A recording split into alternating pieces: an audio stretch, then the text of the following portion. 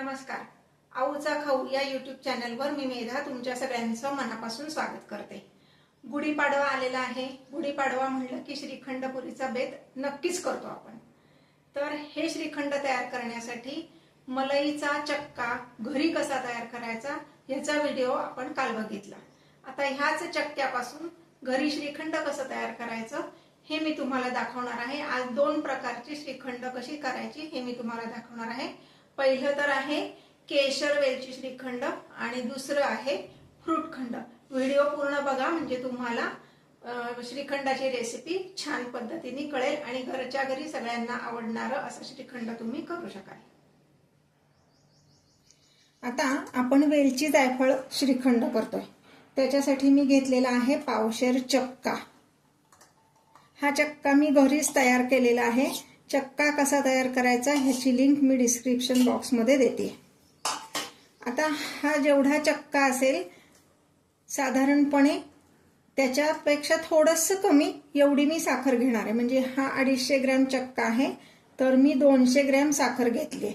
तुम्हाला हवं तर तेवढी घेतली तरी चालेल, पण ह्याच्यापेक्षा कमी घेऊ नका.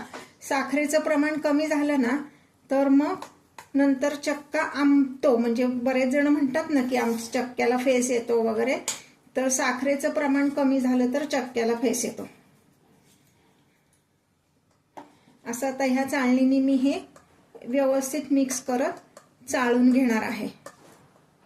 आत्ता थोडंसं ते घट्ट वाटेल तुम्हाला, पण जेव्हा साखर त्यात मिक्स होईल तेव्हा ते व्यवस्थित पातळ होतं. पण नाहीच पातळ झालं तर काय करायचं ते मी तुम्हाला नंतर सांगते. आता मी काय केलंय, माझ्याकडची साखर जरा जाड होती त्यामुळं मी पिठी साखर करून घेतली, म्हणजे मग ते लवकर मिक्स होतं. तुम्ही जाड अशी अख्खी साखर घातलीत तरी चालेल, पण मग त्याच्यासाठी तुम्हाला काय करायला लागेल, साखर घालून एक अर्धा तास तो चक्का तसाच ठेवायचा आणि मग गाळायला घ्यायचं. असं करावं लागेल. तर माझ्याकडे आत्ता एवढा वेळ नव्हता म्हणून, आणि बऱ्याचदा आपल्याला जेव्हा पक्वान्नाचा स्वयंपाक करायचा असतो तेव्हा थोडीशी घाईच असते. मग अशा वेळेस पिठी साखर घातली की ती पटकन मिक्स होती, म्हणून मी पिठी साखर करून घेतली. आता ह्या भांड्याच्या खाली मी एक कॉटनची ओढणी घातली आहे. तुम्हाला शंका की हे का, तर आपण जेव्हा असं पातेलं एखादं ठेवतो तर ते हलतं, आपल्याला ग्रीप मिळत नाही. मग खाली एखादं कापड ठेवलं ना की आपल्याला काम करताना ग्रीप पण मिळते छान.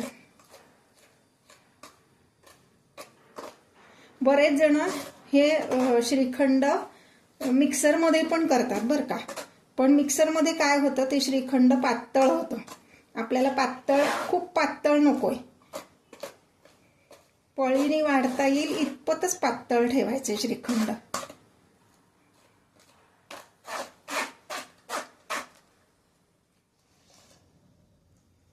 हे पाहता आपलं हे गाळून झालेलं आहे. असं जर पाहिलं तर हे किंचित घट्ट आहे, म्हणजे वाढताना हे असं सारखं असं आपटून म्हणजे घालावं लागेल, तसं चांगलं नाही वाटत. म्हणून मी यात अगदी 2च चमचे म्हणजे 2 मोठे टेबलस्पून एवढं दूध घालणार आहे. तेवढं सुद्धा लागणार नाही, एखादा चमचा लागणार आहे. आणि यामध्ये मी घालणार आहे, हे मी पूड करून ठेवली आहे, वेलची जायफळ आणि केशर असं सगळं ह्यात एकत्र मिक्सरला काढलेलं आहे. हे साधारण 1 चमचा मी घालणार आहे. हे अंदाजाने घातलं तरी चालणार आहे, थोडंसं कमी जास्त चालतं. आणि गोड पदार्थाची चव अजून छान होण्यासाठी त्यामध्ये किंचित मीठ घालायचं. किंचित म्हणजे खरंच किंचित, हे पहा 1 पिंच एवढंच घालायचे, म्हणजे त्याची चव अजून छान होती.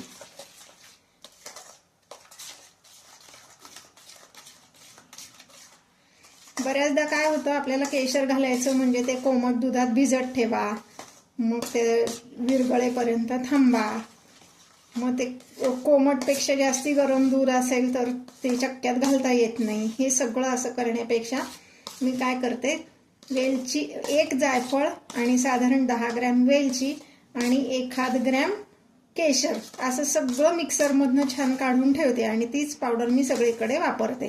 तुम्हाला जर दुधात मिक्स करून केशर वापरायचं असेल तर तसंही तुम्ही वापरू शकता. प्रत्येकाची आवड इथे वेगळी असू शकते. आता तुम्ही म्हणाल हे अजून पातळ झालं, नाही, हे थोड्या वेळाने छान घट्ट होईल. आता एक छोटी टिप सांगते. हे पहा, हे आपलं केशर आणि वेलची जायफळ असलेलं हे श्रीखंड तयार आहे. आता हे तुम्हाला वाटेल की हे खूप पातळ आहे, पण हे थोड्या वेळाने घट्ट होणार आहे. पण जर असं वाटलं की हे पातळच राहतंय, घट्ट होत नाहीये, तर काय करायचं ही टिप सांगणार आहे. आणि बऱ्याच वेळा काय होतं, आपण केलेल्या श्रीखंडापैकी श्रीखंड उरलं, आपण फ्रीज मध्ये ठेवलं तरी सुद्धा ते जास्ती आंबट होतं उन्हाळ्याच्या दिवसात.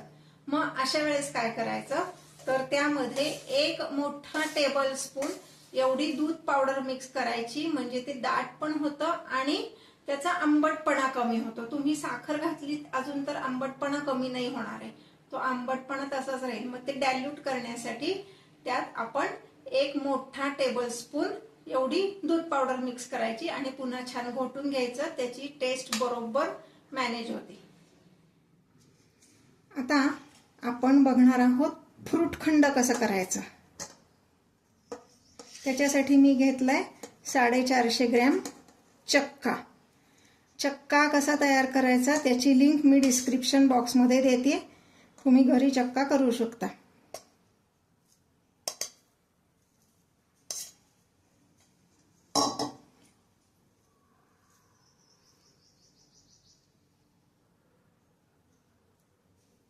बरेच जण हे मिक्सरमधनं पण काढतात, पण मिक्सरमधनं काढलेला चक्का फारसा त्याला टेस्ट येत नाही. असं आपण जेव्हा चाळणीने गाळतो की नाही, तर असं छान रवाळ जी टेस्ट असते ना, ती खूप छान लागते. म्हणून मी चाळणीवर घेते.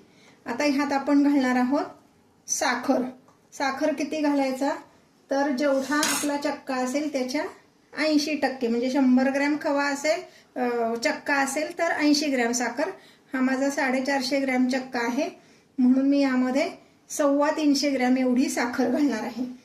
आता माझ्याकडची साखर जी आहे ती जरा जाड असल्यामुळं मी पिठी साखर करून घालते. आणि दुसरं असं होतं की पिठी साखर घातली की पटकन मिक्स होतं. आता हे आपण थोडंसं हातानेच करणार आहोत. चमच्यानी वगैरे करायला गेलं तर फार वेळ पण लागतो आणि व्यवस्थित मिक्सिंग होत नाही.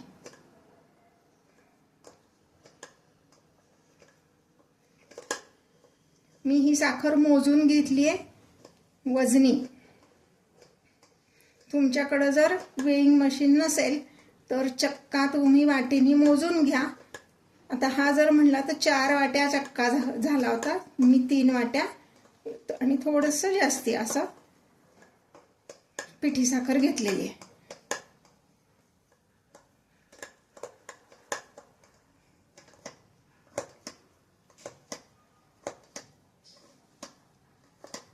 आता उरलेली पण साखर घालते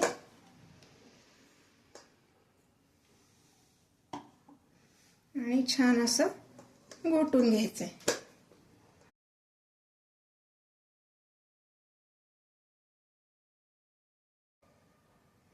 मी ज्या रेसिपीज तुम्हाला दाखवते त्या तुम्हाला आवडत असतील तर माझ्या चॅनलला लाईक करा, शेअर करा, कमेंट करायला विसरू नका आणि बेल आयकॉन दाबायला विसरू नका. नोटिफिकेशन ऑल असं म्हणा, म्हणजे माझा प्रत्येक व्हिडिओ तुमच्यापर्यंत पोहोचेल. हे पाहता, ह्यामध्ये सगळी साखर व्यवस्थित मिक्स झालेली आहे. त्यामुळे आता चाळणीतनं हे अगदी पटपट पटपट गाळलं जाईल. तुमच्याकडे पुरण यंत्र असेल तर तुम्ही पुरण यंत्रामध्ये सुद्धा करू शकता.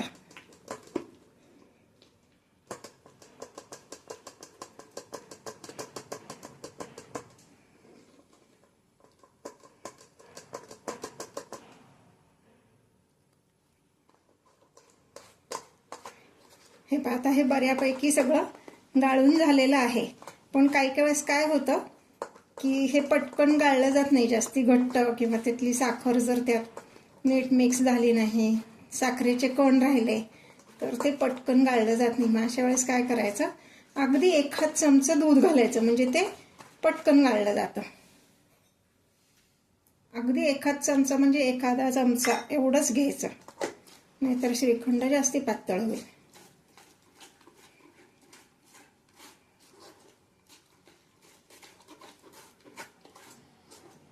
श्रीखंड जास्त घट्ट झालं तर काय करायचं, किंवा जास्त आंबट वाटत असेल तर काय करायचं, ह्याच्या सगळ्या टिप्स मी तुम्हाला सांगणार आहे.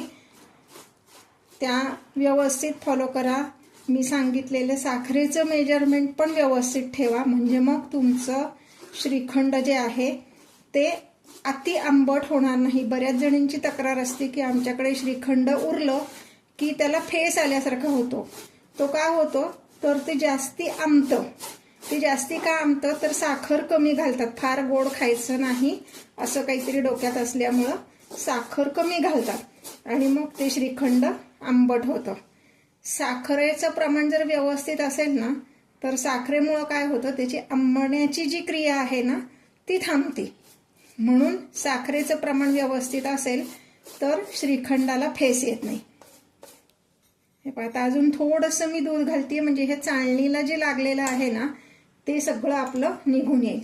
आधी चाळणी थोडीशी उचलते. हे पहा, खाली जे आहे ना ते सगळं खालचं काढून घ्यायचं हाताने.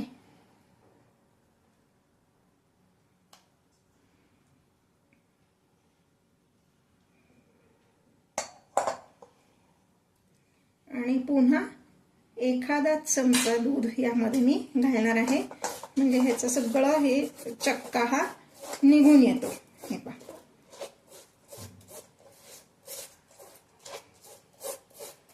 आता हे थोडेसे साखरेचे कण शिल्लक राहिले बरं का. मी हे हाताने काढून खाली गाळलेल्या चक्क्यात घालणार आहे.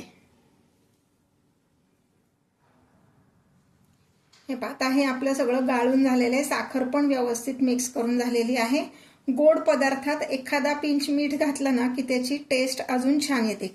अगदी तुम्ही बघितलं तर अगदीच पिंच घालायचं आहे व्यवस्थित. हे व्यवस्थित मिक्स करून घ्यायचं. पुन्हा आता आपण करणार आहोत फ्रूट खंड. ते कसं करायचं ते मी तुम्हाला सांगते.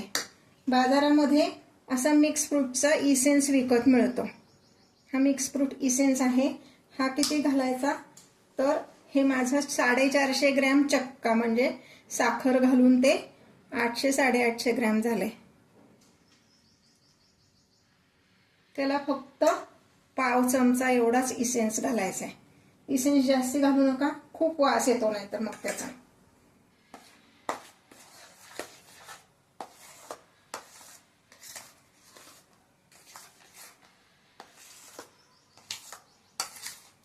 आता हे व्यवस्थित मिक्स झालंय.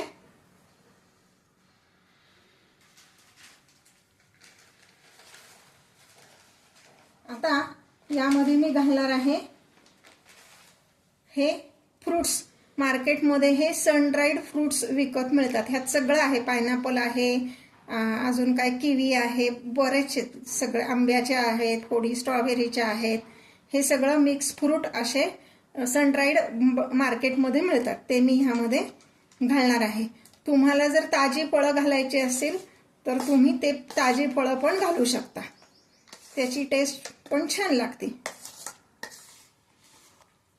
हे आपल्या आवडीनुसार ह्याचं प्रमाण आपण कमी जास्त करू शकतो. हे आता आपलं फ्रूट खंड तयार आहे.